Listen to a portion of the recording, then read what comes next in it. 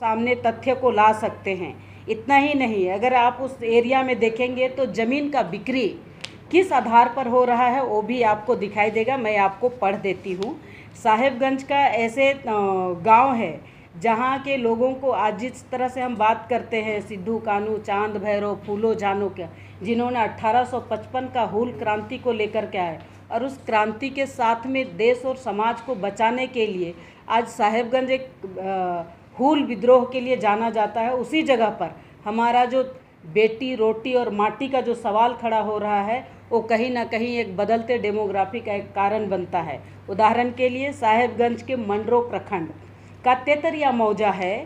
तेतरिया मौजा का दाग नंबर 399, रकबा 5 कट्ठा 92 डिसमिल और खतियान है उनका देवस्थल जहेर थान, जैसे हम लोग यहाँ सरना स्थल बोलते हैं, वो जहेर थान है। वहाँ जमाबंदी किया है किसके माध्यम से, तो सीओ के माध्यम से। उस जगह पर ना पूजा पाठ आदिवासियों का होता है, उस जगह को रोकते हुए वहाँ कब्रस्थान का निर्माण किया जा रहा था और उस कब्रस्थान निर्माण के समय डीसी के माध्यम से लगभग 28 लाख का योजना भी सैंक्शन हो गया था।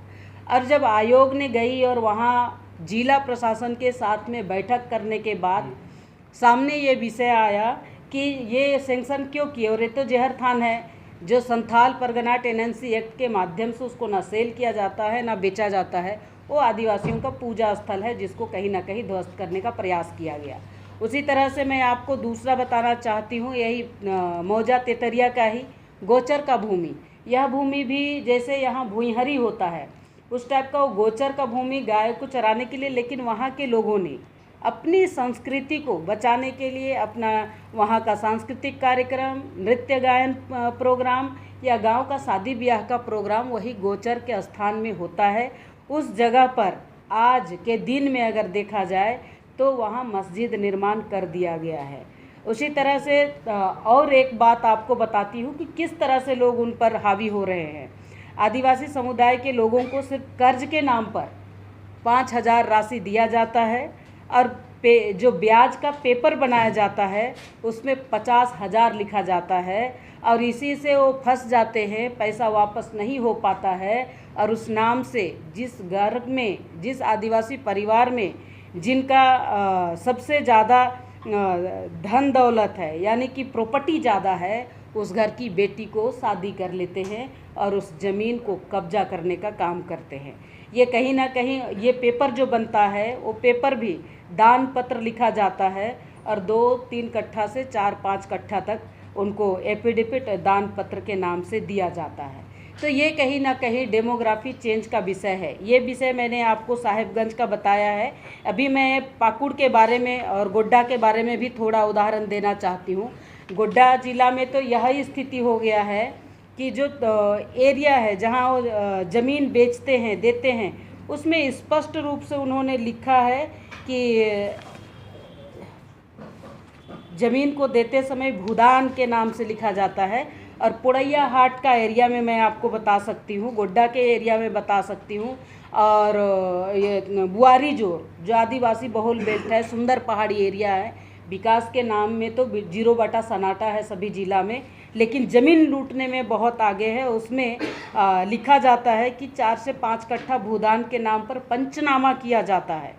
उसमें पूर्वजों वो लिखते हैं कि पूर्वजों से हम दोनों परिवार का पारिवारिक संबंध के कारण हमारे पास रहने का ज़मीन नहीं है, इसलिए पारिवारिक संबंध होने के नाते आप मुझे 4 कट्ठा भूमि बसोबास के रहने के लिए ज़मीन दान में दिया जाए। तो इस टाइप का खेल वहाँ चल रहा है जो कहीं ना कहीं आदिवासी समाज को ठेस पहुँच रहा है। और आपको कल की बात अगर मैं बताऊँ, परसों की घटना हुई है पाकुड़ में एक घटना 18 तारीख को हुई थी और 17 तारीख को घटित हुई थी। और 17 तारीख को घटना होने के बाद उन्हें फूलो झानो अस्पताल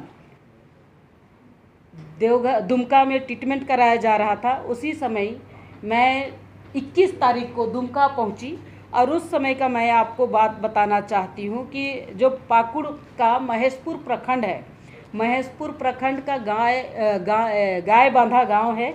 उस गांव में 18 तारीख को एक आदिवासी भाई बाहर कमाने गए थे और आके जब देखते हैं गायबांधा में अपने ज़मीन पर, तो एक मुस्लिम परिवार ने उनका ज़मीन को पूरा कब्जा करके कंस्ट्रक्शन का काम कर रहे थे। तो अपना ज़मीन बचाने के लिए इन्होंने आवाज़ उठाया, लेकिन पूरा वहाँ का जो बाहरी मुसलमान, जिसको बांग्लादेशी घुसपैठी हम कह सकते हैं, उन मुसलमानों ने, वो बुजुर्ग पुरुष और महिला दोनों निहायत ही गरीब थे। आज इस एरिया में अगर किसी को भी देखेंगे उस टाइप का कपड़ा कोई नहीं पहनता है। दोनों महिला को, दोनों जो बुजुर्ग व्यक्ति थे 60 से 65 साल का उम्र का, उनसे बातचीत करने से या कि उनके पूरा सीना में कूद कूद के लोग नाचा है और पूरा उनका सीना को तोड़ने टाइप का कराह रहे थे, लेकिन कोई देखने वाला नहीं था। पाकुड़ में किसी तरह का उनके पक्ष में कोई एफआईआर नहीं हुआ और दोनों परिवार के साथ उनकी बहू थी, उनका पूरा कपड़ा को फाड़ दिया गया, लेकिन एट्रोसिटी जैसा कोई यानी कि कोई केस नहीं लगा। जब हमें पता चला तो हमने पाकुड़ एसपी प्रभात कुमार को फ़ोन किया, फिर जो आईजी प्रमंडल है क्रांति जी, उनसे हमने बातचीत किए, तब जाकर के उनकी व्यवस्था बनी, उनकी एफआईआर लिखी गई और उनको उनका घर तक पहुंचाने के लिए व्यवस्था बनाई गई। तो ये कहीं ना कहीं ये झारखंड का संथाल परगना कहीं ना कहीं डूबता हुआ दिखाई दे रहा है। और उसका परिणाम जब पाकुड़ के छात्रावास और 16-17 संगठन ने मिल करके एक आक्रोश रैली करने के लिए पाकुड़ प्रशासन से परमिशन लिया और उन्होंने परसों उन्होंने एक आवेदन लिखा 26 तारीख को कि हम आक्रोश रैली करना चाहते हैं, आक्रोश रैली में भाग लेना चाहते हैं और उन महिला पुरुष गायबांधा में जिनका घटना हुआ है उनका प्रतिकार करना चाहते हैं, उनको न्याय दिलाना चाहते हैं।